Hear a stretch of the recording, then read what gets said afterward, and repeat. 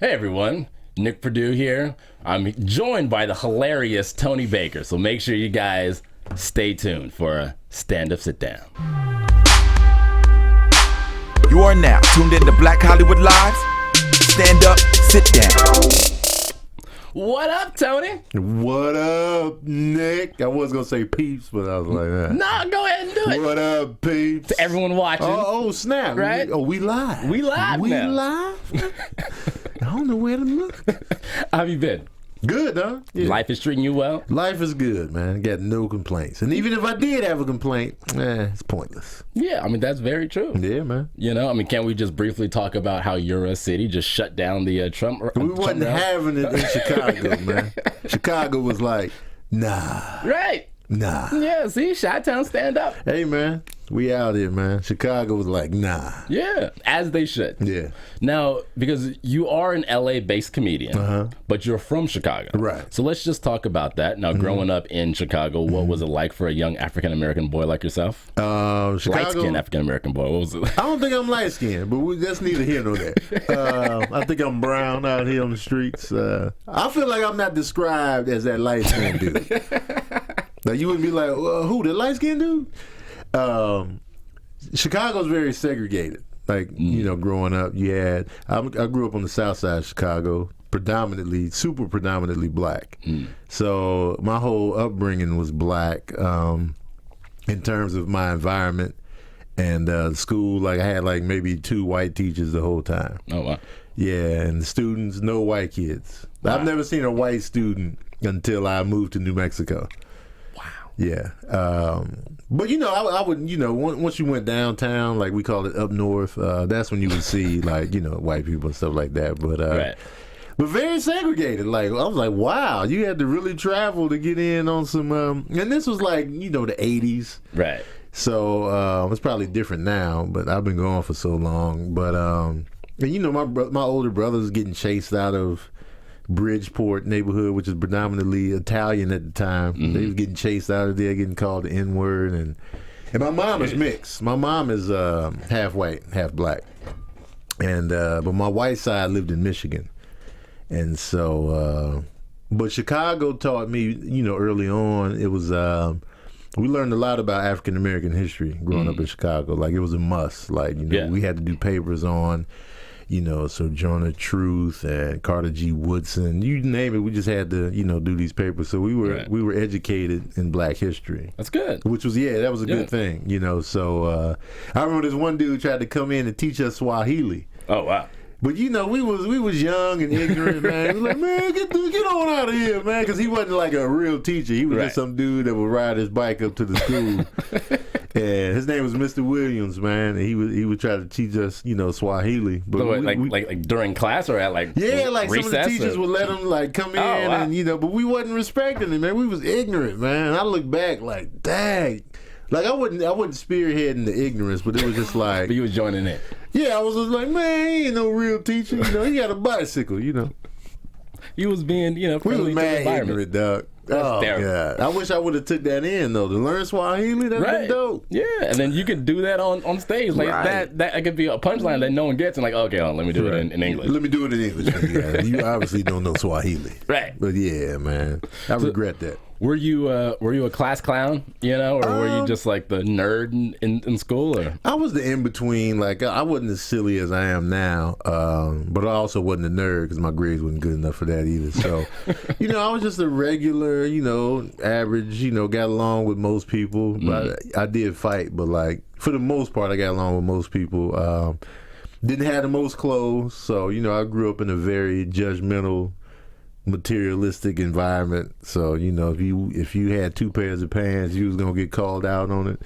Like, you wear these pants every Monday, Wednesday, and Friday. Check them out. Like, man, like your shoe game had to be on. It was ridiculous, man. And that, you know, that messes with a kid. Yeah. So I grew up with the self-esteem issues of a turtle, man. It was like, and you know, I was, you know, a big kid too. So, you know, I always got clowned about that, so it was like, but I was still cool enough with the girls. I can get the booty grab in without getting socked in the face. But they still were just like, if you lost a little weight, and this one girl wrote that in my little signature keepsake when we graduated 8th grade. She was like, lose some weight, you look great. Wow. That was for eternity right there. Where is she now? Now I think she's still in Chicago, but she looks like she's about mid-40s, early 50s. She looks old. So she life hit her hard, man. Right. Like when I look at a lot of those kids I went to school with in Chicago, they look old, man. Well, yeah, it's rough. I'm like, damn, dog. So I was the ugly duckling, I guess, and now I probably look younger now than I did then. But yeah. You know, you out here. We out here, man. Living lavishly. Drinking water, man. Yeah, that's really what it because you know, and I know you've said this like on Comics Unleashed and everything, but like you don't drink really. All you drink is just water. Like, it's all you really water. kind of I drink water 90% of the time. Like occasionally I'll get the no sugar added orange juice. But and then when I make my smoothies with almond milk and stuff, and I drink coconut water too. But water is like that's honestly my favorite drink. Wow. Like I really like it. Like I'll be like, yes, water. And you don't add like any flavoring to it, or sometimes I add lemon, like not like from actual lemon. No, the lemon in the little bottle. Oh, okay. Not from concentrate. Just for like a cleansing thing, not for the taste. But yeah, that's about it. Wow. Yeah, man. Okay. Yeah. So that's why the skin is. Man, I be drinking water, dog. I be like when people struggle to drink it, I'm like, how can water is the only drink you need in life, right? And y'all be struggling with this. Like, come on, man. Trying to get through that gallon. Yeah, I can't. They be having breakdowns because they got to finish the water. How did you discover comedy? Like what was the thing that was like, oh my God, I'm kind of funny? You know what? As I grew up, once I went to New Mexico State, that allowed me to take my armor off because I had an armor on in Chicago because of the violence and the drugs and all that in my surroundings. So I had armor on all the time. So you had to protect yourself and stuff like that. So I moved to New Mexico because my brother got stationed out there. And I ended up going to New Mexico State University. And, once you go to college, I feel like college is a great opportunity for you to find who you are. I feel like college is good for that because you come across, like if you go to a certain high school, kind of the whole student body is kind of in the same mindset. Because you're all from the same area. Right. So it's not a lot of, okay. Once you go to college, though, people coming from everywhere, right. So you can really, find your tribe, in a sense. So, that's when I became like, okay, all right, this is who I am. And I was like, the life of the party and, very social and, getting people together. And so I was just funny. And then, I was involved in the Department of Black Programs on campus. So anytime they had functions, they would use me maybe to host it or something. I would volunteer. Yeah, I can host it, this, that, and the third. And so that's how, we got comfortable on stage because I started doing theater shortly thereafter. And I still wasn't thinking about stand-up comedy. I just thought, naturally funny. Right. Stand-up comedy's different. And so once this girl saw me at a Common concert in Albuquerque, she just came out of the crowd like, you're hilarious. And I was like, who are you? And then she's like, I saw you perform at you hosted the MC battle and you were hilarious. And I was like, oh, okay. And then that stuck with me. I was like, okay. Because this was somebody from the audience just watching me on the stage. And so I was just like, And then, but I still wanted to act and stuff like that. So acting was my thing. And then once I came out here, I was like, man, I was starting thinking about, all the actors that were comedians first. Robin Williams, the primary example. And then I was like, maybe I should try stand-up as a way of exposure. You know what I'm saying? Right. Seemed like a good way to get noticed because I'm out here doing extra work, being depressed. Sitting around. Oh, come on, man. 60 for 8, So I was just like, this can't be life. And then I was like, let me try stand-up as a way of exposure. And, I was saying that to myself for like 6 months to a year. And then I finally did it. And I fell in love immediately. It was a wrap. I was like, this is what I'm supposed to be doing. This is it. So what was that first show? I did the open mic at the Ha Ha Cafe in North Hollywood. Nice. And it was a good set. Yeah. Yeah, I did well. So it was like, okay, this is okay. And I often ask myself, what would I have done if I had bombed terribly? Right. Because right after I did that first open mic, I went every day after that. Nice. I kept going back every day. Nice. And never stopped. But no, was there like real audience members there, or was it just comics? Primarily comics. And so, and at the time, I didn't know that, comedians are the toughest audiences. Yeah. And I was still able to get laughs from them, so it was just like, okay, yeah. And I just kept going, man. Nice. Kept going. So now, what did your parents think when, because you went to college and you got a degree. I dropped out before You dropped out before the degree. Okay. I dropped out for this. So what did your parents think, or what did they say when you're like, nah, I'm doing comedy now? I'm doing comedy. Dropping out of school, I'm doing comedy. Because I dropped out to pursue acting. Okay. And so my mom was like, whatever you're into, go for it. So very supportive. And I was scared to tell my dad because he would send me money he wasn't paying my tuition, but he would send me money. Right. And so I was just like, man, because he's always been very like, get these grades, get the degree, and so I was just like, is he gonna respect my choice? Right. So I was kind of scared to tell him for a while. Then I finally told him. He's like, oh, okay, all right, well, let's go, And so they were supportive. That's Absolutely, good. Yeah. That's good. Yeah. Mm-hmm. All right. So now you posted, because I've seen this online, that you almost became a teacher. Yeah, that was going to be my degree, secondary education. So if you would have become a teacher, would you have still tried to pursue comedy? Or would you be like, because you have an audience essentially, right, every day. The captive audience, right? They just got to take this. They got to take this lesson plan to the face. Yeah. Probably, but the reason I didn't want to start teaching was because I didn't want, because I'd be working so much. Right. Like I'd be working, grading papers, coaching in the summertime, so it was like, when am I really going to have time to do stand-up? Right.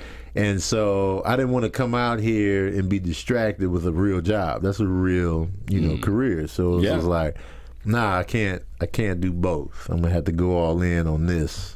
But did you have another job? Because I know a lot of comedians, especially people who aren't from LA that come to LA, or even comics who are from LA, they have this mentality of that I have to be this broke struggling comic in order to make it. Yeah. So did you have a job while you were pursuing this comedy, or were you just I'm struggling? No, I was I was married too, so my wife is a nurse. So that financial side, it was less pressure because we're married. So right. So I would have part time. I was doing inventory. I was an inventory specialist. Okay. Which is basically we would just go into different stores counting the merchandise. That's all we were doing. But inventory specialist just sounds fancy. Yeah. But I was doing that, and pretty much I was a stay-at-home dad for a while too. So it was just I was the house husband. You know what I'm saying? Instead of a housewife, I was cooking and handling the kids and, doing that stuff, getting them squared away with school and all that, book clubs, and, I was a woman. You know what I'm saying? What I used to think. But it's. I feel like there has been a paradigm shift too. Yeah. Especially with a lot of women out here who are sometimes the major breadwinners in the relationship, and the male is well, I'll stay home and I'll take care of the home stuff. Yeah. Right. So it's just flipped. It's a little role. But that wasn't my plan though. I didn't set out to be a house husband. So that messed with me mentally, but that's what it was though. So I definitely had that. So you had the stability to really get out there, right? Yeah. Okay. That's why I owe a lot to my ex-wife because without that initially, I wouldn't been able to go every day to hit these stages. You know what I mean? So absolutely. So now because you hit stages every day, and you know how this business is. Yeah. Not every show, not every joke hits. Right. So what was bombing? Like the first time your set went horribly wrong, what was that feeling like? My first L was at the J Spot in Inglewood, and it wasn't a complete bomb, but it was just. It was just, you know, I was on the little streets. I was like, hit, and he was like, just little chuckles here, and I was like, That was my first L, man. I was just like, and that's when you second guess everything you've ever done, every decision. I should have stayed in school, man. I should have got this degree, man. I should have been teaching. Damn it, man! Like what? And I still do this. Even now, I'm still just like, after a bad set, I'm like, do I really have what it takes? Am I really funny? Like, am I? You know, every time you have a bad set. So now bombing now versus bombing when you first started. What's the difference? Like, how do you look at it differently now than you did before? I look at it differently now because I've had a lot of success rates, so I know, like, all right, I just need to get back out of this slump, and also I have a lot of opportunities to do another show. Right. So that's the good thing. Like if I have a bad one Saturday night, I'll be on stage again either the next night or Monday night somewhere. Right. You know, to get what I call revenge. Right. Yeah. I call it revenge. Yeah. Right, you know. But like, do you think, especially now because you have this name and you have this following, like people know who you are. Yeah. You know, and people have seen you and they know that you're funny. Right. So now do you feel that there's extra pressure every time you get on stage? Absolutely. Because people are like, oh my God, this is Tony Baker. Like, I know he's funny. Right. And you get out there and don't destroy the way that we know you to destroy. Right. That's what I don't like. I don't like that. I don't like the build up like, man, he's hilarious. And they just like, everybody's gathering in. Comedians, I'm going to watch your set. Right. And then it's like, damn. I'd rather hear none of that. Like just let me go in blindly, like not knowing people are there for me, and just do my set. Like, you know, that's when I feel I really shine. Like when I catch people by surprise. Yeah, they're like, oh, this guy is hilarious. Yeah, but that pressure. Like, I handle pressure in terms of, like, you know, if it's a competition or something like that, well. But when it's pressure that, oh, man, you the one, I'll be like, That's like me going to the Super Bowl. I'd rather be the underdog team nobody sees coming. Right. Yeah. So. Well, yeah, well, I mean, you know, like that's the beauty and just all the ugliness that comes with you know, this rise to stardom that you're on, is because people are like, all right, we know that you're funny. We've seen you be funny countless times. Right. And then, you know, like if the audience doesn't get what they're like, oh my God, this wasn't worth my $20. Right, yeah. 'Cause I hate to disappoint. You know what I mean? People are just like, yeah, and it's like, damn it. Right. Damn it. So now, you know, people who have seen you live, or you know, they can go on because you're all over the internet, so people can watch all these old sets. Yeah. Just like the way that you assassinate these jokes, like it's ridiculous. Like it's so methodical and it's so thought out. How do you develop a new joke? With me, I come up with the premise and then I go on stage and work it out, like how I'm going to say it. Memorize what popped, what didn't. And then I start to add the tags. Like I'll be like, oh, I should add this to it. Oh, add this, and flesh it out that way. Sometimes the tags come in the moment while I'm up there. Sometimes I'll do it and be like, ooh, I can add this. Right. I'll go up there and try it and be like, okay, yeah. And then that's how they come. Because a lot of my jokes are long. Like, you know, I just keep adding tags and more examples. And like, you know, Sometimes I try to, you know, get all the meat off the bone. All the meat off the bone. Right. And then just be like, all right. I'm like, you talked about coleslaw for 10 minutes. And like, you know, and I just like doing that. Yeah. And I kind of like being random. Right. As a comedian. Like, I know a lot of people always tell you, you got to have a theme. What's your voice? You know, you got to be the family comic. I don't really want that. I really just want to whatever I'm thinking about or talking about, to just be that. Like, you know, anywhere. Because, you know, conversations in real life, you're all over the place. Right. You're not just going to be like, every time I see Nick, he talking about construction sites. He's a construction site comedian. Like, you know, conversationalist. But no, you talk about all kind of different things. So I kind of want my comedy to just be like a dinner table, to where you just talk about your day, just everything, your feelings, your observations. What is your favorite joke? Like what joke are you like, I'm never gonna drop this. This is always gonna be in my arsenal. Because I can definitely tell you, like, there's like 3 that I have that you do that I'm just like, this is like every time you do it, this is fantastic. Shoot. They fluctuate, man. Yeah. Because it's certain jokes you'd be like, man, I love that joke. And I'll be like, I don't even do it anymore, man. But for me, anything involving like my kids, I really enjoy doing. Like anything like that I can always do. Right. Because I feel like they have a longer shelf life because, 1, they're personal, and 2, they don't have a time limit.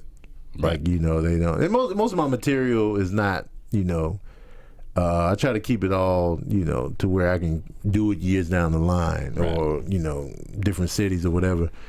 And so my favorite joke, I like the joke about me, like my son judging my body when I get out the shower, and like, you know, just the judgment on his face. Like, look at. And, you know, my oldest son just working out, you know, and looking at me while he's working out. All that stuff while I'm lathered up. Or you just imagining having to fight somebody, and I'm in the shower and they done broke in the house and I got to fight lathered up. You know, that's always fun to do. Yeah. Yeah. Because my favorite joke was the coleslaw joke. Okay. That was funny. You also did the one with the TGIF theme song guy. And then there was one that I've only seen maybe twice, but I forgot. It was like you were like a lumberjack, or you were like some like Grizzly Adams guy, and you're like hacksawing something. Yeah. You turn around and that's my beard joke. Yeah. Cause like I feel like I can't grow a beard, so I'll go into this whole like, you know, movie act out. Right. Yeah. So because like just watching just like how you attack things from totally different angles, like it's you know, I'm like, okay, like this is, you know, this guy was born to thanks, man, to do some stand up. Thanks, man. How do you know when a joke is TV ready? Because you've done multiple TV sets, so how do you know like what joke you can use for, you know, like a Comedy Central or for like Last Comic Standing or something, like how do you know like, okay, like, this is the set that I'm gonna do on TV? That one, it just depends on the type of show it is. Like for Last Comic Standing, I was like, Last Comic Standing, I purposely made the intention to talk about me being a dad so they can see the sitcom. So I was like, all right, let me do my father stuff, me being a dad, this and that, so they can see, like, you know. Right. I was thinking, you know, TV show State of Mind, since I was on Last Comic. So that's why I was doing all those jokes and stuff like that. And I really think everything is kind of TV ready. Like it just depends on the network. Like if HBO was like, we bringing Def Jam back or whatever, I could be like, all right, well, I got these you know, edgier, not edgy in terms of, but just like, you know, sex driven jokes. I got the sex jokes right over here. Like it's not real vulgar, but it's sexual. So you know, I can't really do this on Last Comic Standing. So it just depends on what type of TV it is. Because I remember when I did Stars, they wanted filth. Okay. And it was like, can you be filthy? And I was like, well, I'm pretty much PG-13 naturally, but you know, I can take it there, you know. And so they like, you got any filth though? Like, oh, you want me to just come out effing these bees, huh? So, right. Yeah. You know, that's what it sounded like they wanted, but yeah, so it really just depends on the gig itself. Okay. How I, you know, pick the jokes. Okay. Like, okay, yeah, so let me so if they want edgy, then I can go into the sexual humor and stuff like that. So So now, because you were on Last Comic Standing twice, Yeah. right? Because they brought you back as like the favorite 100 comics or something, like, right? Is that what? Because you were on They had once the top and then 100, and then they narrow it down to like the top 40, and then it keeps going down. right. So what was that journey like when you like found out that you were like, okay, I'm going to be on the show now? Yeah. Like, what was that like to where like, okay, this could be kind of serious? Yeah, it was like, the first season I did it, I was like, all right, cool, we'll see. Because I don't really trust competition. Like, I always feel like, especially for TV, I always feel like they make casting decisions based on demographics and looks rather than just the pure funny of it. So I go in skeptical, and I'm like, we'll see. But then, when they tell you stuff in the beginning, you get pumped up like, yo, I can really go for the gold here. Yeah. And then, first season I did it, had a great set. And I thought I was going to advance, based on, what my agent was telling me from the audience, because we couldn't see each other's performances. And he was like, yeah, man, that was great, one of the strongest of the night. And then I didn't advance. I was just like, oh, and that hit me hard. It was like, gut punch. And I was like, what more do I need to do? Because I really felt like, I delivered.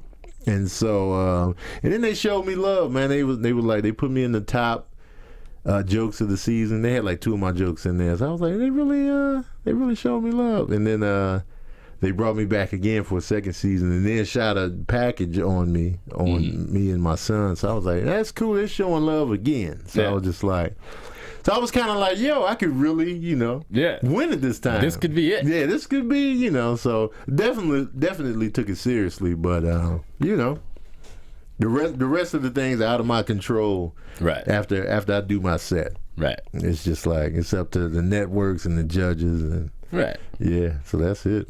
But now, okay, so because you did talk about the package that they filmed on you, and because you guys were at Costco, and I know that you're at Costco a lot.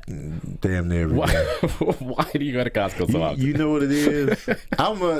To get all zodiac on you. I'm an earth sign, so earth signs are creatures of habit. We like our little comfort zone, and so I'm a creature of habit, and like me going to Costco with the boys, that's just like our little hangout. That's our little bond time. After school, we hit Costco. So we talk, we just, Bill get in on these free samples.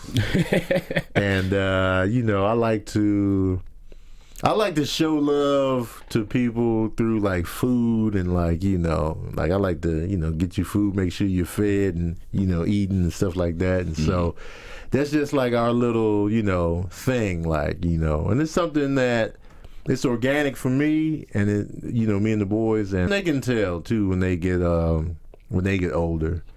You always want stories like, when they meet new people or whatever, and friends and girlfriends or whatever, and they'll be like, yeah, me and my dad, we used to go to Costco every day. There's always, you want a story, right. And so it's all part of that. Like, we just enjoy it. We have a good time in there, talking, hanging out, having fun, and that just happens to be the location. And you get the samples, man. Come on. No, I mean, you get the samples. I get it. Yeah. I'm just saying, like, I'll go on your Instagram, I'll go on Snapchat, and I'm like, we at Costco again. Yeah, man. So that's just funny to me. Yeah. Have you ever had to apologize? Because I know your jokes aren't very vulgar, they're not very crude, but we live in such a PC system. Going around, that's my mash joke. And the person I saw post, I was like, yo. Right.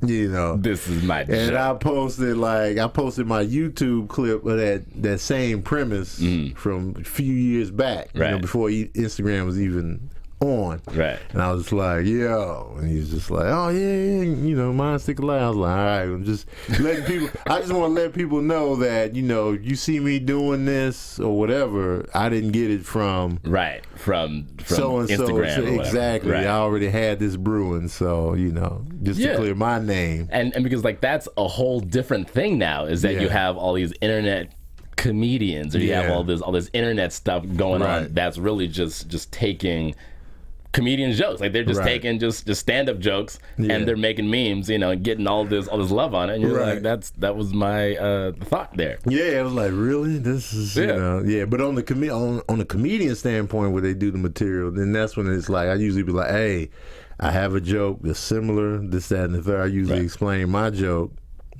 because I don't want to come out and say you stole that, Right. because it's very hard to you know really track a joke thief. It's like, yo, I know you didn't have this joke. I saw you see me do.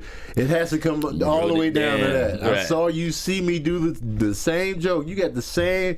That's when you can really pinpoint.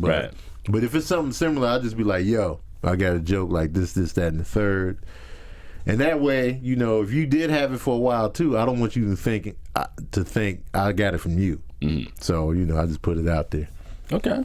Yeah. And so now, speaking of Instagram and this and that, you've really got on this social media train now. Yeah. And you're doing these videos and every movie villain ever. And right. So what was the idea behind these like short clips of just posting stuff online? Yeah, it was. I was.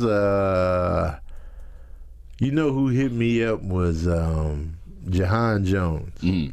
And he just hit me up out the blue. Was like, hey Tom, man, we doing these videos. I want you to come down and do some videos with me. I was like, all right, And so I had some ideas rattling around in my brain, and then got with them, shooting videos. And I was like, all right, And then I had some ideas of my own, so it was just like I started doing, shooting some videos real quick, and then.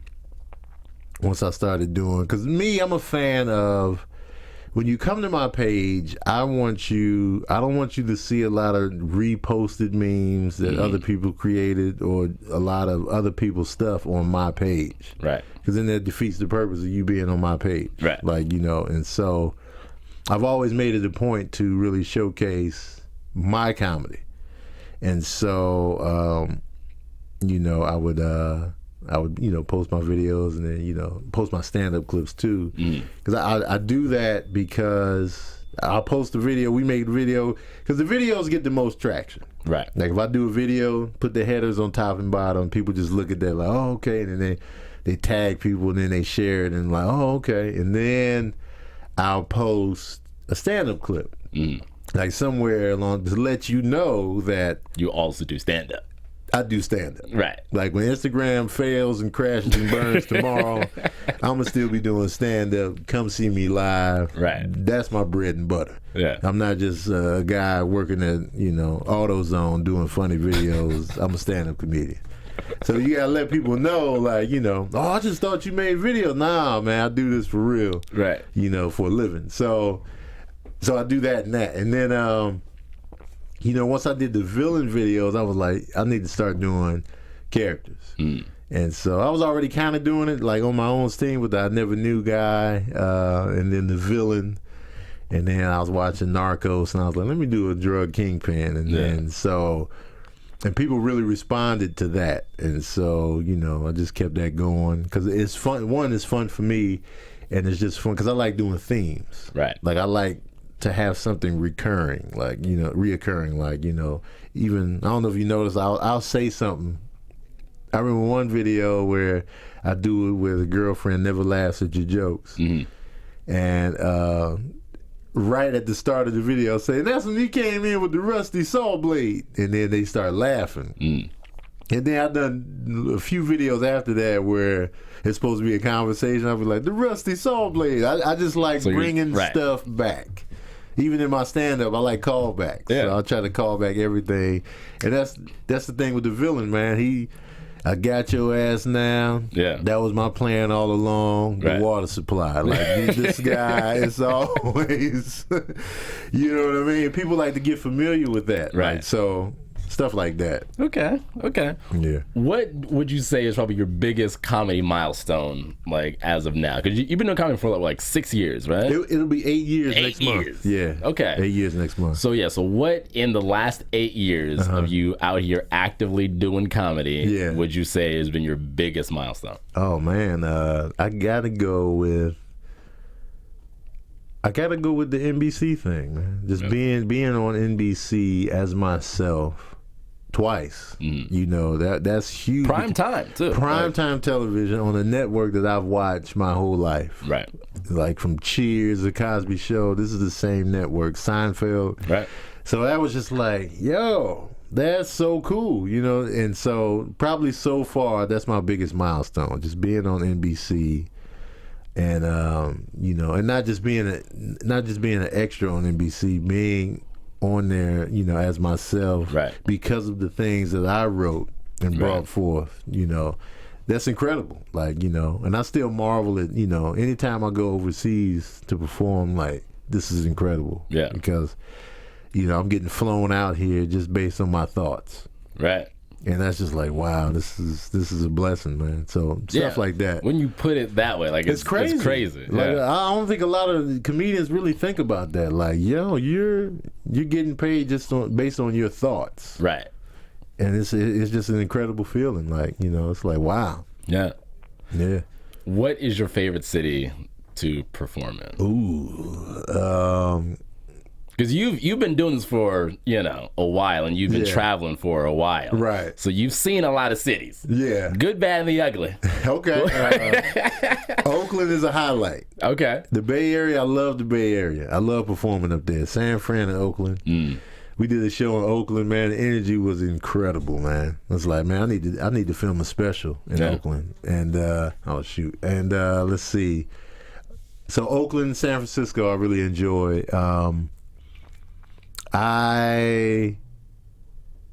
Let's see, what else is a highlight? You know, I've never performed in Chicago. Really? Yeah. Phoenix has a great energy, like Arizona. Great energies. Shoot, I had a ball in Montana. Nice. Toughest city, Philly. Really? Philly, man. Yeah. I performed in the city of Philadelphia. I've done some shows in like colleges in Pennsylvania, but in Philly, those two shows are just tough, man. Really? They are. I don't know. It's a city of brotherly love. Man, they be up there like, wow, bearded. Yeah, like everybody's bearded, man. It's like, yo, those two shows, man. I did it like it's the same Booker two Ray Gordon shows. But I don't know what it is, man. I'll be hitting them with the hit. It's not that I bomb, but it's just they really made you work. I feel like they really I never made you got them. right. You know what I mean? Right. It was a win, but it was a win by like 2 points. Right. So it's just like, man. So Philly is my toughest one. Okay. I feel like I still need that in Philly. So Kevin Hart doing the Eagles Stadium. That's epic, right? Man. Right. You know, but he's also from Philly. He's also from Philly. Yeah. So yeah. And he's super famous. He's the hottest comedian on the planet right now, so that helps too. That does help. But when they don't know you and you just going up there off top, it's just like, prove it. Right. Prove it. You know what show I mean? Show us that you're funny. Yeah. So it's like, crap, man. So Philly's definitely the toughest, and I would give it to the Bay Area so far for the for the energy. Yeah. So now, because like you're only doing comedy, so all of your income is coming from either comedy or acting. Okay. Yeah. Now, what would you tell all these new comics or anyone who wants to pursue comedy? Right. You know, and like wants to get to the level to where they're just doing comedy and like making money off of stand-up and acting or, you know, whatever. What would your biggest piece of advice be? Man, first of all, you have to love it. That's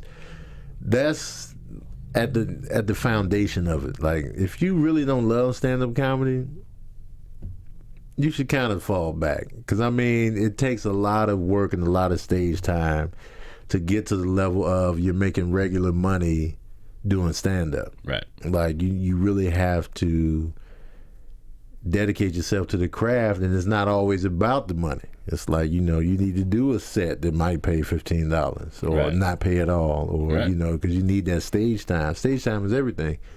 And because for me, at the end of the day, I love doing it. And so that keeps me like, you know, so, and I feel like, you know, when you love what you do, the money will come. Right. Like, you know, you love what you do, the money will just start coming out of nowhere, you know, not out of nowhere, but it'll just start flowing in. Right. And So that's important, like, because it's a lot of people just kind of hopping in and hopping out of stand-up comedy. Actors, it's like, dried up on the roles, so they like, hey, let me try stand-up, Right. and they're not really in it. Then they get another role, quit doing stand-up, then come back and struggle. So it's like, you're not really in this, Right. So just having the passion for it helps too, and then. And the more stage time you get, the more stages you're hitting, the more eyes are on you, and the more opportunities come from the eyes on you. Right. So it's like, yo, I saw you do this. Can you come and write for this? Can you come and be on the panel for this? Can you come audition for this? So it's all connected, but you really just have to be hitting those stages. And I'm not just talking about the showcase set where you're showcasing for, then you want to show up. No, do all these, because you never know who's at these hole-in-the-wall shows. Right. Like, I'm writing a pilot and I saw you at this hole in the wall, right. and you'd be perfect for, Yeah. But you wouldn't have known that because you just doing showcase sets, and showcase sets are horrible for the most part. Right. Like the Just for Laughs showcase, horrible. They just sitting there judging, like, yes. Industry people, horrible energy, man. Gonna be done. Like, give me a real audience. Y'all suck. Yeah. Yeah, so. All right. Yeah, because you posted something on Instagram, I believe that like hit me because I was like, oh yeah, he's talking to me. Yeah. About comedians dipping in and out of comedy. You can't dip in and out, man. You got to stay in it or stay out. Right. I mean, basically, like, because you're wasting valuable time and space. Right. If you're not really in this, like, and so stay in it. If you love it, if you don't love it, if you know you don't love it, just. Then just do something else, man. Yeah. Just tap out. Like, what are you doing? Like, what's the goal here? Yeah. All right. So, shows coming up. Where can people see you live? That's a good question, man. I know I'm doing a show. Pull up the calendar. I know I got to pull out my planner. I still use. That's planners, right. You guys. do. You do use a tax accountant calendar. Boom. I love this thing. I got a show on Thursday the 17th. I forget the venue though. I'm at the Hollywood Improv on the 23rd of March. I'm at this show in Malibu on the 26th. I'm in Vegas. A couple times coming up. I'll be in Vegas April 25th through May 1st at the Stratosphere, and then I'll be back in Vegas at Brad Garrett's Comedy Club March 23rd through the 29th. I mean May 23rd through the 29th. I'll be at Brad Garrett's Comedy Club in Vegas. I'll be at the La Jolla Comedy Store May 13th and 14th. Long Beach, May 15th. So I'm always getting up I'll be at CSUN on April 15th. Nice. I'm always getting up somewhere, man. Right. It's just because you also do like pop-ins too, right? Like, I'll do a pop-in. I'll do pop-ins. I'll do, I get booked weekly sometimes. So like, I won't find out I'm at the Comedy and Magic Club until like Tuesday that I'm there, Friday and Saturday. So. Okay. Yeah. And people can follow you online. They can follow me at TonyBakerComedy.com. Tony Baker Comedy on Instagram, Tony Baker Comedy on Twitter, Tony Baker Comedy on Snapchat, Comedian Tony Baker on Facebook. I just started a new podcast called Verbal Cardio. Nice. And you can subscribe on iTunes. And yeah, man. Nice. We out here. Yeah. We out here. Busy Tony Baker. Also, I'm on the show A Hot Nothing with Craig Wayans, DC Urban, and Chaz Rogers. And you're on All Def Digital with the 2-minute drills. Yeah, 2-minute drill every Wednesday on All Def Digital. Tony out here working. And they're trying to get it, man. Yeah. My kids is going to college soon, man. I got to have that bread. Man.